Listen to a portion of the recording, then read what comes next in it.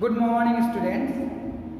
You can see the topic that we have taken to study in our today's class is photosynthesis versus respiration. There are so many questions arises in the mind of small people like you that how does the two process, that is respiration and photosynthesis, simultaneously take place in the plant cell. Here I have taken a very simple cell from the leaf of the plant. Here you can see there are different cell organelles that has been given or that has been drawn by me. These are the two main important cell organelles. The chloroplast and the mitochondria are the two main important cell organelles that are responsible for the two vital activities that take place simultaneously during the daytime in the plant cell, that is photosynthesis and respiration. Many questions arise in the small students of class 7 that how does the two processes take place simultaneously. Just I am going to make you understand these things very clear. You can see the raw material for photosynthesis is the carbon dioxide and water, and these two raw material is diffused with the help of xylem or other tissue directly into the chloroplast of the plant cell. Similarly, the oxygen is required for respiration and it is also diffused directly into the mitochondria. Now, we will understand about the photosynthesis. The photosynthesis mainly takes place in the cell organelle, as I already told you, in the chloroplast. So I have already written here that chloroplast helps in the photosynthesis. It takes carbon dioxide and water and produces glucose as well as oxygen as the end product. So glucose and oxygen is produced as an end product inside the chloroplast, and from here it is stored, or from here it is moved to the other cell where it will be stored. Okay, so from here you come to know that the chloroplast is the cell organelle which helps in photosynthesis. No other cell organelle is responsible, or no other cell organelle involved in the photosynthesis. So this process, that is photosynthesis, only takes place during the daytime in presence of sunlight inside the chloroplast. No other cell organelle is responsible, or no other cell organelle is involved in the photosynthesis. Hope you understand this topic. Now, another topic that is called aerobic respiration. First of all, I make you understand about the steps of aerobic respiration. Very simply, if I say that how many different steps of aerobic respiration, so you will come to know that there are two main steps of aerobic respiration. One is glycolysis and another is Krebs cycle. Here you can see I have already marked that the aerobic respiration takes place in the two vital part of the cell. Here you can see this is the cytoplasm. This area is the cytoplasm, and the first step of aerobic respiration, that is glycolysis, takes place in the cytoplasm. Here you can see cytoplasm. Here the main vital activity, the main step of the aerobic respiration takes place in cytoplasm, and the name of the step is glycolysis. As already told you, what happens during the course of glycolysis? During this process, glucose is broken down. Glyco means glucose, lysis means breaking down. So in this process, glucose is broken down into pyruvate. What is the end product produced during the course of glycolysis? Pyruvate and kinetic energy. Understood? So in the cytoplasm, the glycolysis occurs, and in this process the glucose break down and it gives pyruvic acid and to ATP energy. So further from the cytoplasm, the pyruvic acid moves into the mitochondria, and inside the mitochondria, the pyruvate undergoes series of biochemical reactions. Inside the mitochondria, the pyruvate when moves, it undergoes a series of biochemical reactions.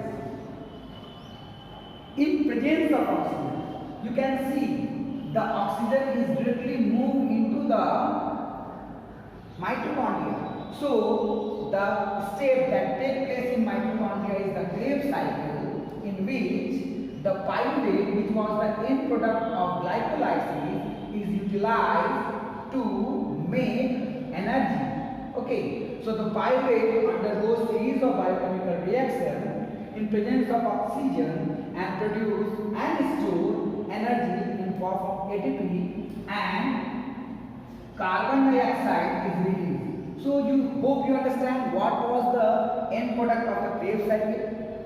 The end product of Krebs cycle is carbon dioxide and ATP. So these are the two main steps in which aerobic respiration takes place. And for these two steps, two different parts of the cell is required. One is cytoplasm, where glycolysis takes place, and another part of the cell, or that are very vital cell organelle, where the Krebs cycle takes place, or this is also called CTC cycle.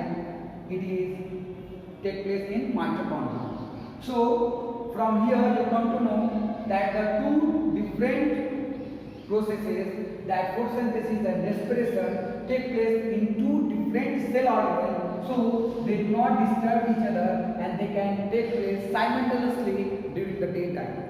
But at night, the sunlight is not present, and when there is no sunlight, obviously the photosynthesis does not occur. So the chloroplast become inactive or become workless or jobless during the night. But the mitochondria and cytoplasm work together throughout the life from birth to death for performing the aerobic respiration. Means the aerobic respiration takes place whole day and night. It does not stop. So the cytoplasm and mitochondria work together to perform the aerobic respiration from the birth to the death. So hope you understand how the two processes simultaneously take place during the day, as well as only one process, that is called respiration, take place at night. Okay, now we have another topic on the basis of this, that is called differentiate between photosynthesis and respiration. Here I have given some parameters. On the basis of these parameters, we will differentiate between photosynthesis and respiration. So the first question comes, draw this line and you have to fulfill by yourself. First step is called time. When does the photosynthesis take place? Obviously, the photosynthesis takes place during the daytime, when there is the sunlight, during the daytime, in presence of sunlight. And the respiration takes place whole day and night. Whole day and night. It does not stop at all. Okay, it is a continuous process. Now, what are the raw materials required for photosynthesis? Obviously, it has been written over here. Carbon dioxide and water are the raw material that is required for photosynthesis. Similarly, if I ask about what are the raw materials, so here I am writing very in short, carbon dioxide and water. If the same parameter is given for respiration, what would be the answer? It would be the glucose and oxygen. Glucose and oxygen. It has already been mentioned by me. Here you can see glycolysis. Glucose is the first raw material and another raw material is the oxygen. These two things has been mentioned as well. What is the end product produced during the process of photosynthesis? It has also been mentioned in the diagram. What is the end product of photosynthesis? It has been mentioned. Glucose and the oxygen is the end product. Yes, glucose. The end product that is produced in photosynthesis is utilized in respiration, and the raw material that is utilized by photosynthesis is produced as end product in the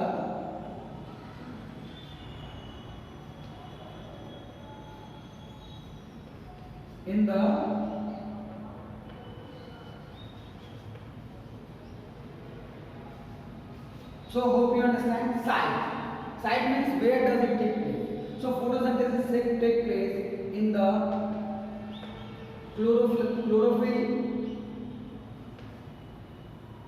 chlorophyll containing cells. And where does this respiration take place? It takes place in all living cells. In all living cells. Okay. Now another parameter, energy. Energy is utilized here. The energy is utilized to produce glucose. Okay, it is utilized. And what does happens in this course of respiration? Energy is produced. Here, energy is produced. Hope you understand these things. If you have any kind of question, you can ask me on my online classes. For today, that much. Thank you.